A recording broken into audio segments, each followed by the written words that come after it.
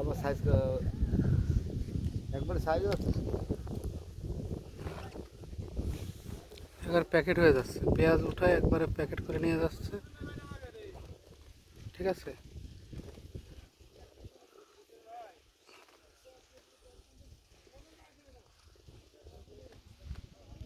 নদী রোডের সাথে প্রচুর পরিমাণে আছে দুই সাইডে। দেখা যায় এই জায়গায় এটা আগুন ধরাই দিচ্ছে যাতে শিকড় সব পুড়ে যায়, ওরা নতুন করে চাষ করবে।